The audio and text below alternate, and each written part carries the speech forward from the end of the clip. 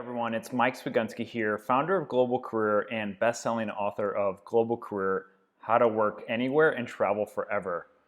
Over the years, I've looked at thousands of different resumes, and there's a lot of recurring problems that I see. There's some resumes that I see that are really good, there's some that are bad, and there's some that are absolutely ugly. So today I'm going to talk about the top 3 mistakes that I see on resumes, how to make sure that your resume is a good resume in 2020, and how to make sure you format it for finding remote jobs. Now let's go ahead and dig into how to write a good resume in 2020.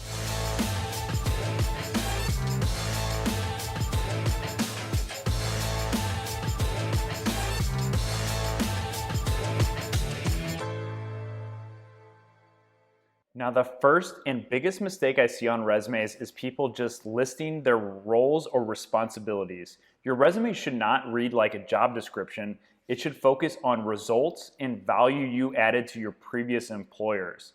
Now, this is the biggest area that a lot of people fail at, is taking what they did at a previous role and presenting it to a new company and showing them that, okay, I did this at my previous employer and you're looking for somebody who can do this.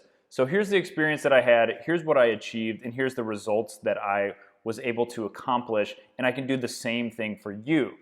So being able to match that up and make sure that each resume is focusing on the results you achieved with previous employers and how you can do the same thing or even achieve more with a new employer. So the content is so important. A lot of people get stuck with focusing on the aesthetics of a resume, which is important. But in the end, the content is going to be the king for making sure your resume is quality. And this is the #1 area I see people struggling with. And coming in at number 2 is not formatting your resume to be ATS optimized. And that stands for the applicant tracking systems. Essentially, a lot of big employers and remote employers utilize applicant tracking systems because they get overwhelmed with a large amount of resumes.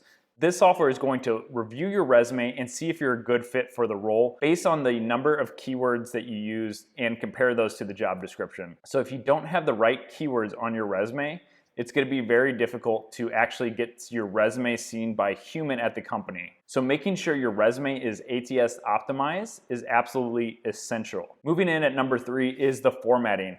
A lot of times people really get too creative. It doesn't need to be a super creative thing. Your resume needs to look good, it needs to look sharp and professional.